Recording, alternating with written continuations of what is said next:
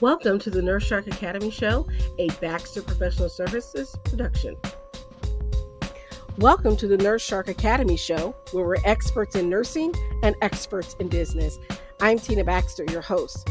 The Nurse Shark Academy Show highlights nurse business owners and others in the healthcare field who promote entrepreneurship. We interview nurse leaders and encourage them to tell their story. Today's guest is Denise Grzinski, and today's episode, how one nurse's love of animals inspired her to be a children's book author. Nurses, are you burnt out, frustrated, looking for something new? Are you looking for more? Nurses, are you ready to feel the sun? You will dream big and expand your consciousness as an entrepreneur. Your nursing license is your key to freedom. Join the Nurse Shark Academy at the nursesharkacademy.biz today. Hello and welcome to the Nurse Shark Academy Show. I'm Tina Baxter, your host. The Nurse Shark Academy Show highlights nurse business owners and others in the healthcare field who promote entrepreneurship. We interview nurse leaders and encourage them to tell their story.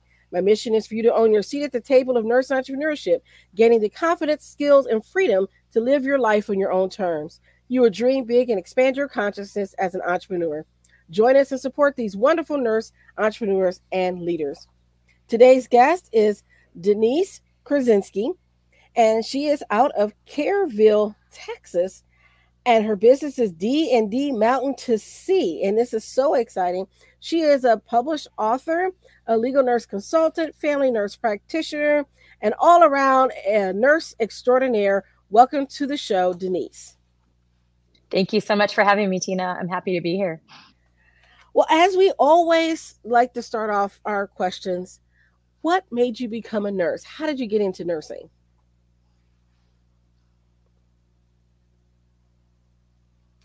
I'll be honest, I actually didn't think I wanted to be a nurse. Can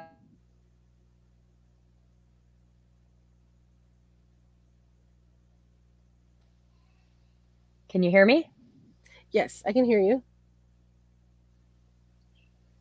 Tina, okay, I apologize. When I was in about 6th grade, my father had said, why don't you become a nurse? My mom's a nurse. My dad's a respiratory therapist. He said, you can move anywhere you want to be. And my thought was, well, why can't I just move wherever I want to be with whatever I want to do? But when I was a senior in high school, I applied to nursing school at the same time I was applying for college and got accepted my freshman year of college into the 2-year nursing program in California. And I felt like, okay, I guess this is what I'm supposed to do, but still anticipated becoming an attorney, which is what I thought I wanted to be at the time, or a writer, which is also what I thought I wanted to be at the time, but that I would get my 2-year nursing degree and go on from there. And approximately my 2nd semester in nursing school, I was like, okay, I love it. I'm going to keep doing this, and ended up with my master's in nursing, where I'm now a nurse practitioner. I graduated from nursing school in 1994 and with my nurse practitioner in 1999.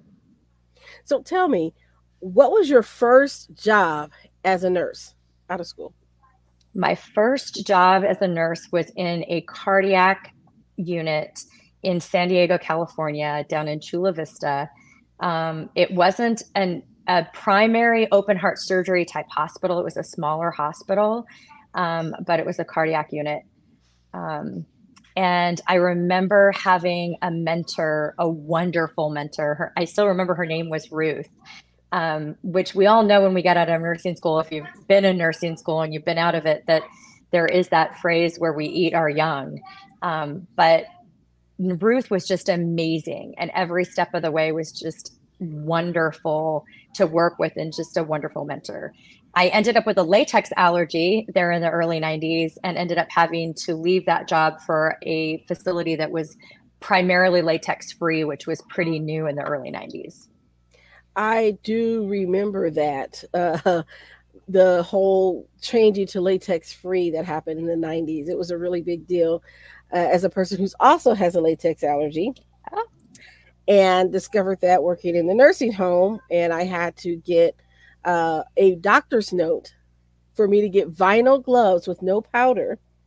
And I had to keep my gloves in my locker because they were so expensive. No one else could use them but me. Oh my goodness. Well, and it's interesting that you say that because I was in my early 20s when I graduated. So I'll never forget. So I had had a rash from the gloves in nursing school. So I had stopped wearing latex gloves. And when I started this evening shift, I remember getting migraine headaches, slowly starting to not be able to see very well throughout my shift. And finally was told, you need to go. It was months after I started, you need to go down and see employee health.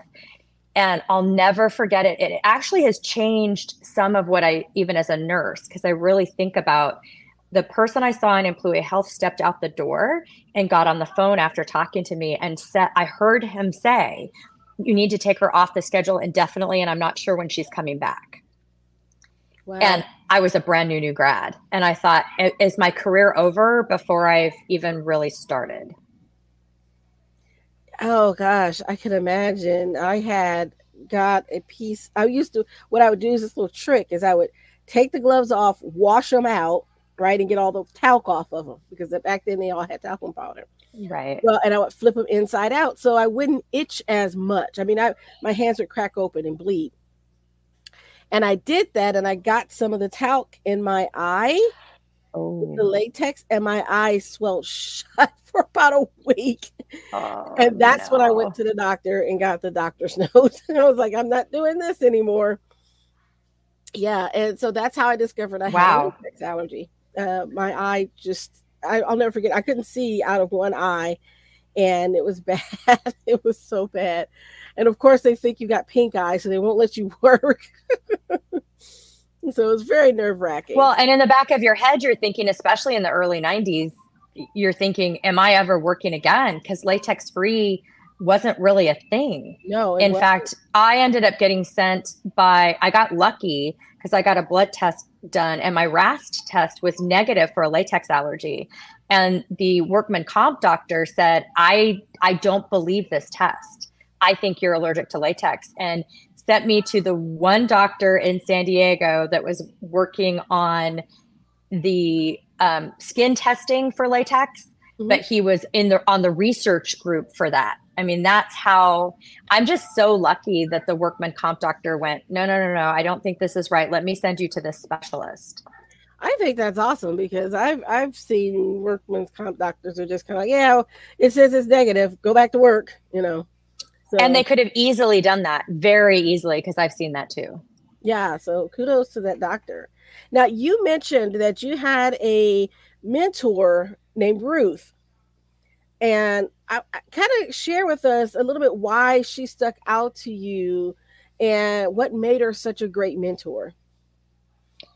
I remember her just being so kind.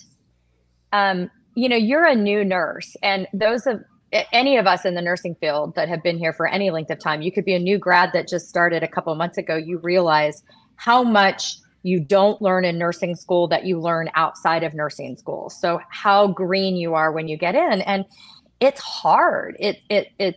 There's so much you don't know. And there were other nurses that actually would use that against you and would be unkind, maybe even be mean, be condescending, not be willing to help you figure it out. And Ruth was just always there by my side, helping me out. I didn't really speak Spanish. We had a lot of Spanish speaking patients, and she helped me.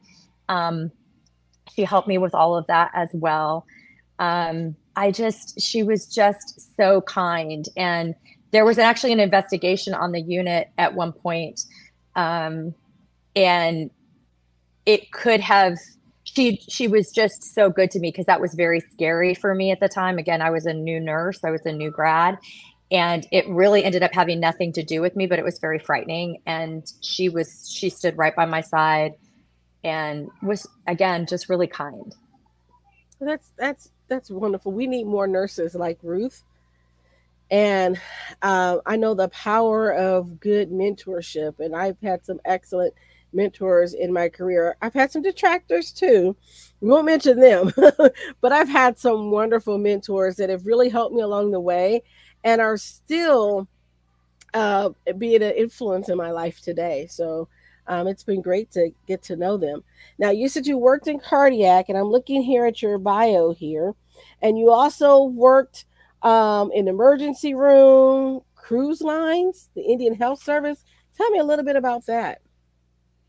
So when I got out of nurse practitioning school, when I graduated in 99, I was finding it pretty tough to find a job. I sent out resumes.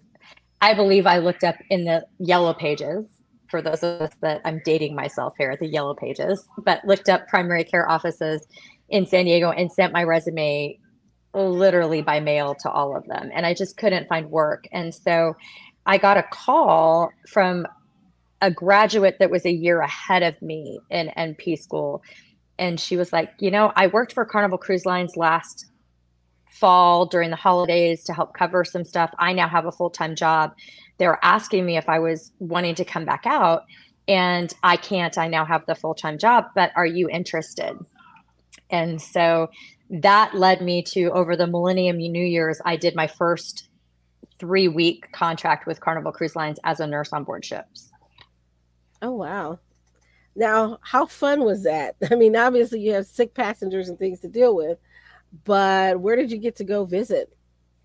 Well, we worked hard and we played hard. And that 3-week contract turned into being the first nurse practitioner that worked for Carnival Cruise Lines. So I actually ended up spending a total of 5 years with Carnival Cruise Lines through 2005 as a nurse practitioner.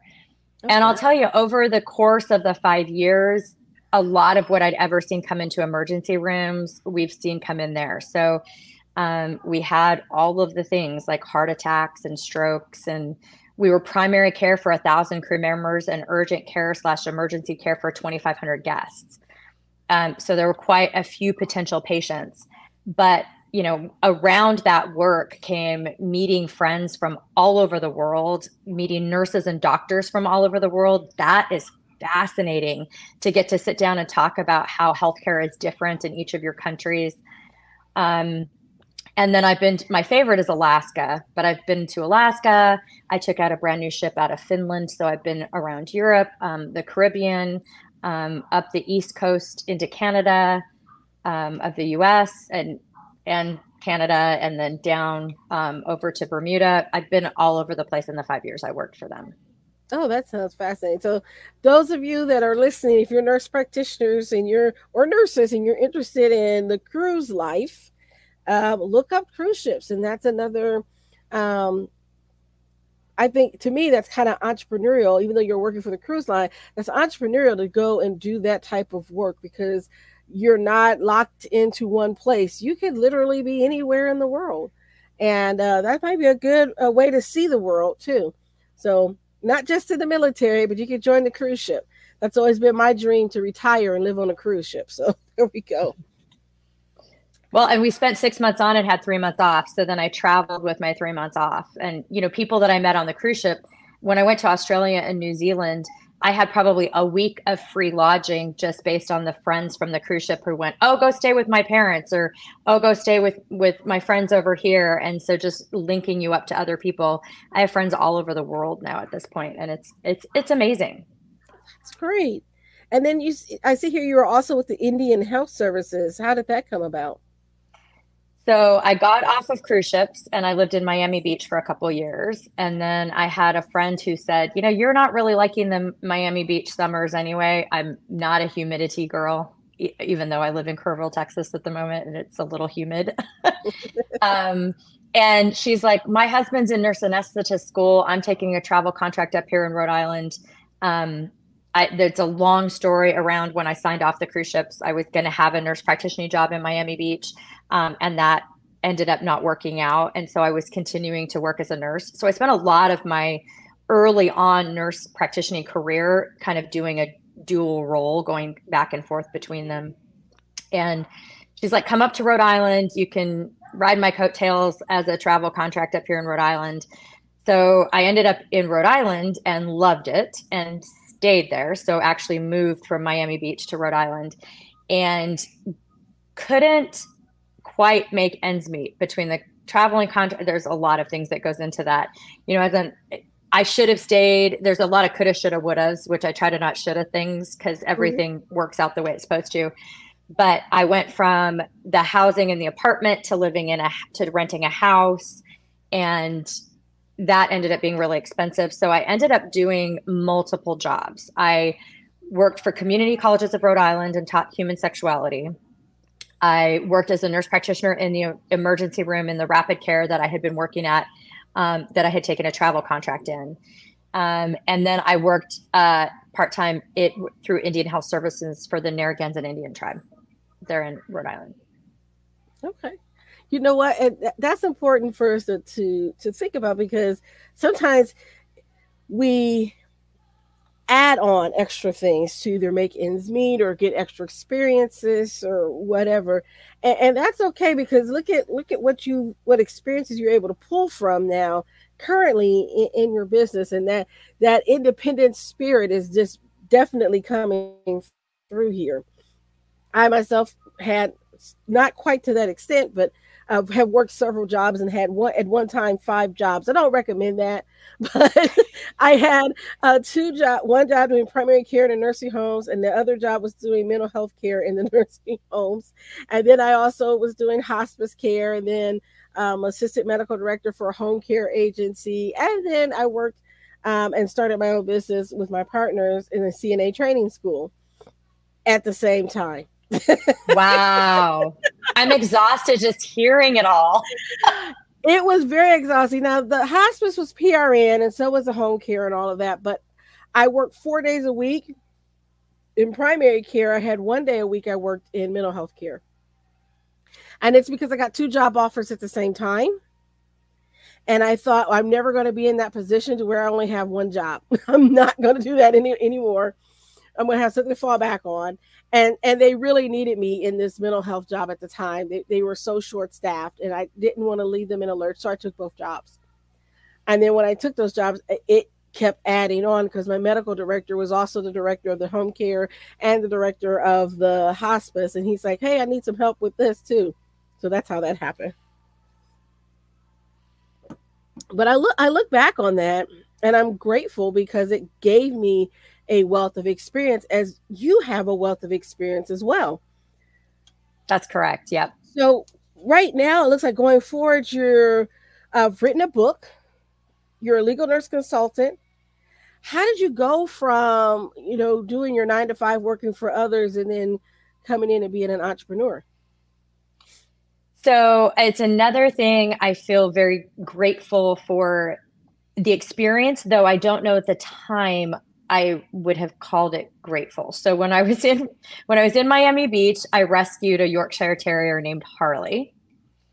And by the time I moved back to California, so that's 2008, 2009, he got diagnosed with diabetes.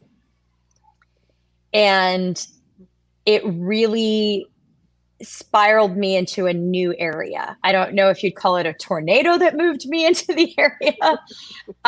But, at first I was completely devastated. He also lost a lot of his vision within the first few months. But in the midst of all of that trauma, I remember hearing from the vet, there are so many times that owners don't know the signs and symptoms to look for in a pet to know about diabetes. And so by the time they find out that their pet's diagnosed with diabetes, they're in, end stage organ failure. They can't be saved. So, because they're that sick. So I had called him because I had said, look, Harley is drinking more water than usual. He's eating more than usual. And he's having accidents inside the house, and he's been potty trained since I rescued him. In a human, I'd be looking at diabetes. What am I looking at in a dog? And it was diabetes. Wow. And so that really, when I was able to get through the initial pieces of that, and they were very good to me. They were, talking me through it, saying, this is something very treatable the same way it is for humans. But I really ended up diving into nutrition for animals and they get treated with insulin. That was insulin I got from the same pharmacy I prescribed medicine for my patients at. And so I really dove into all of that, but it always stuck with me that it was, what if you didn't know? What if you didn't have the knowledge that I had? And so when Harley passed away in 2013, my mom actually said to me, "You loved to write. Why don't you write?" And it was supposed to be just this cathartic, help me get through this dog of my heart that, I had lost a piece of me. But I didn't want the book to be sad. And so Harley's story came out of that. And people would read it and say, where can I get a copy of that? Where can I share that with somebody? And so I finally decided to go ahead and self-publish it. And so Harley tells his own story about being rescued, about finding out he had diabetes, finding out about other pets with special needs, and then learning about unconditional love. And so that was where the authorship was born. I've read the book, and so if anybody's interested, let me tell you, it's a good book to get to share with your kids. And maybe if you have a kid that has special needs, maybe they can find themselves in Harley's story. As I was reading it, it reminded me of a young man that I known since he was a little kid. And I remember when he first got diagnosed with type 1 diabetes. And he was just, he was the typical rambunctious kid, always moving and groovy, but he felt horrible. He ended up losing a lot of weight. He was in and out of the children's hospital. And his mom said one day, why do I have to be different from everybody else? He went through the whole gamut of insulin pumps and everything. And so I think if I had a book like that to help him when he was younger, he's now a teenager and almost graduating from high school now. But if I'd had that book to help him when he was younger, I think it would have really given him some insight into, yes, it's okay to be different. So I appreciate your book. Thank you. And that has been I've had a couple of surprise factors with it. One of them was when I took it to, I actually went to a juvenile diabetes charity walk, and kids that would just come up and say, "You mean dogs can have this too? You mean I'm not alone?" Like, just that idea of being a child and not being alone, and yes, knowing that even an animal can have the same thing, right? You didn't do anything wrong to end up with diabetes, and you're not alone. And then a piece I never anticipated was my husband and I adopted a sibling set back in 2018. And when they first looked at it, the rescue part of the story really ended up being a standout that I hadn't even really thought about with the rescuing of it, and how much that connected my own kids to this dog as well. So my special dog that gets to stay with me after writing about him. So he is already a hero, and he has a legacy that lives on. Yes. That's great. So tell me a little bit about your LNC work. I know it says you've been doing this for about 6 years.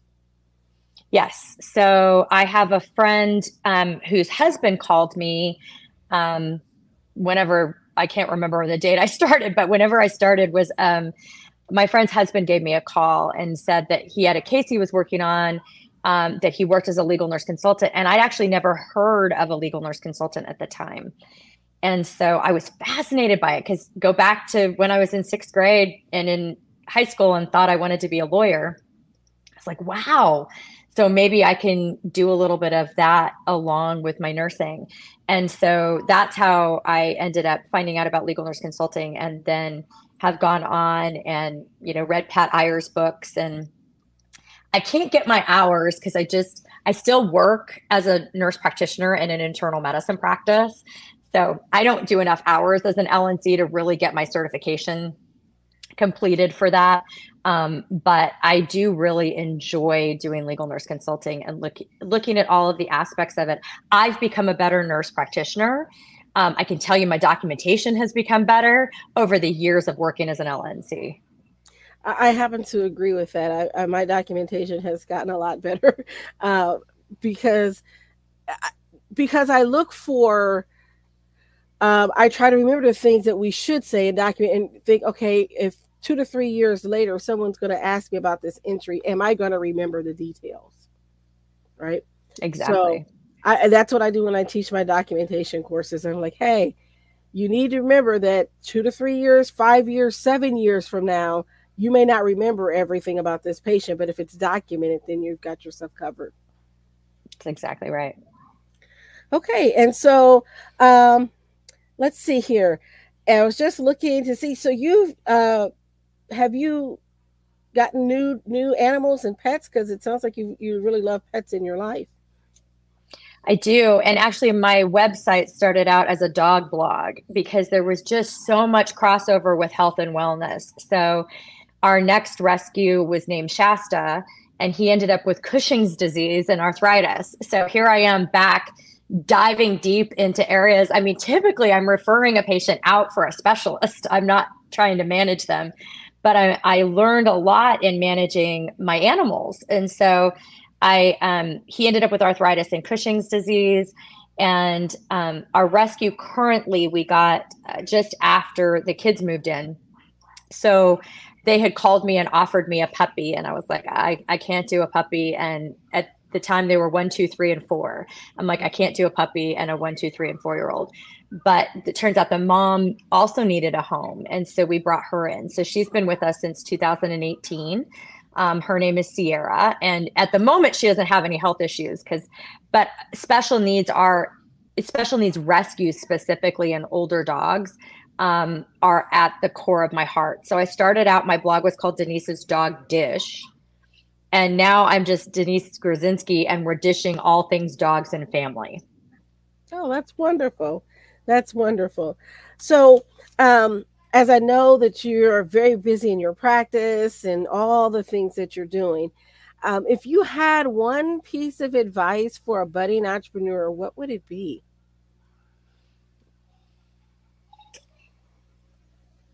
I think my bit of advice is don't be afraid of something new. And don't be afraid if it doesn't work. There might be something else around the corner. So, none of the things like when I worked for Narragansett Indian Health Center, when I moved back to California, that ended and I didn't end up working for Indian Health Services again. That's not a failure. It's another experience. I actually didn't go into the story, but part of what happened when I came off of cruise ships was because I had been offered a nurse practitioner position in the emergency room there in Miami.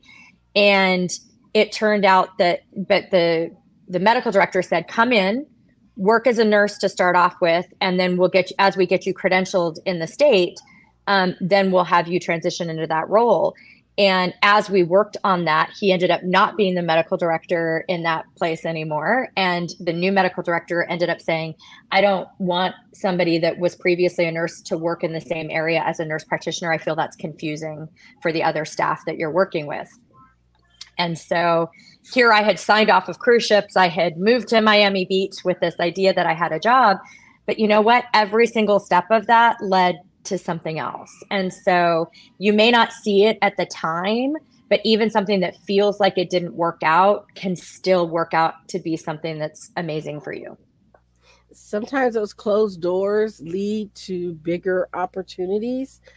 When I first became a nurse practitioner, I was offered a job as an NP in a mental health center in the town, where I had previously worked. I thought this was great. I knew some of the staff that were there. I used to be a nurse on the floor with them. And this was their first time having an NP. And I could not get them to correctly fill out the collaborative practice agreement. And when I kept saying the state says you have to have this certain formatted this certain way, I got pushback from the practice managers. Well, you're just too pushy.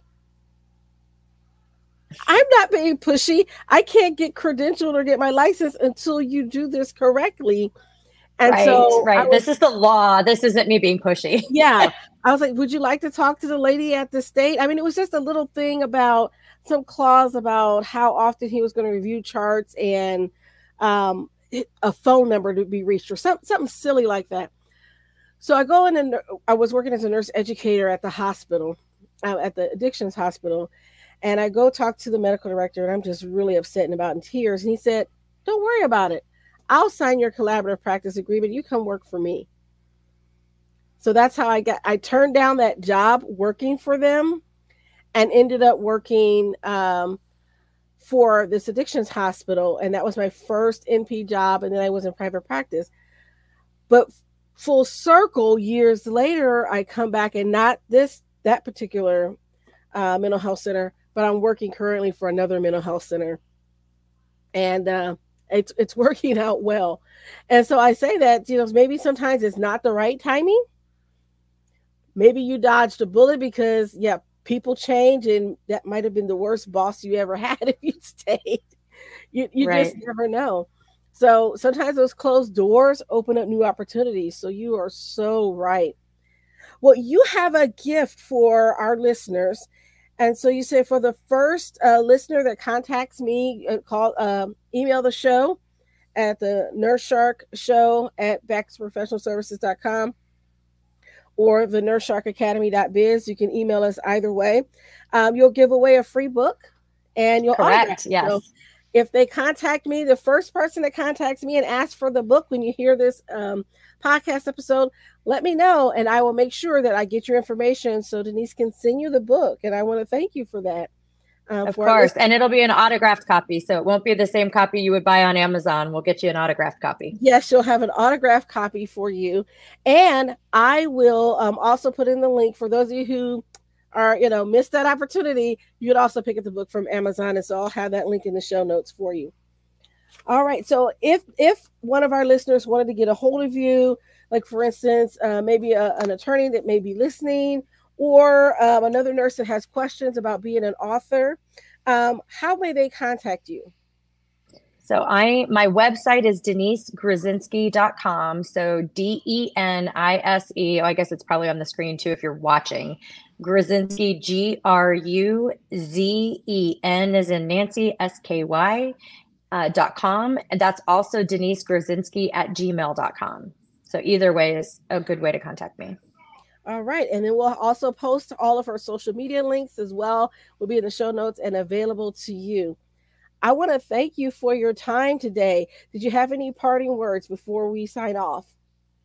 I am just so grateful to have been here. Thank you, Tina. It is awesome to meet other nurse entrepreneurs. It's fun to listen to your other entrepreneurs on your website too. Thank you for providing such a wonderful resource. It is my pleasure. And thank you for being a wonderful guest. I want to thank all of our listeners for tuning in again to the Nurse Shark Academy show. Those of you who are watching on YouTube, don't forget to subscribe, like, and ring that notification bell so you know every time that we post a new episode. You can also find our episodes for our audio on Podbean or wherever you get your episodes, Apple, Spotify, etc. I want to thank you again, and don't forget to tune in. You can also find us on our website, the NurseSharkAcademy.biz. And I'll see you next time. My mission is for you to own your seat at the table of nurse entrepreneurship, gaining confidence, skills, and freedom to live your life on your own terms. I specialize in working with nurses and other health professionals who want to reduce burnout, pessimism, and compassion fatigue. So you can become a successful entrepreneur to reclaim the love you have for your profession and to create a fulfilling and prosperous life. Join the Nurse Shark Academy at the NurseSharkAcademy.biz and come feel the sun, providing a clear path for business success. Thank you for listening to the Nurse Shark Academy show wherever you get your podcasts or watching us on YouTube. Don't forget to like and subscribe, and don't forget to hit the notification bell so that you'll know when all of our episodes come out. If you want further information, you can contact us on the NurseSharkAcademy.biz.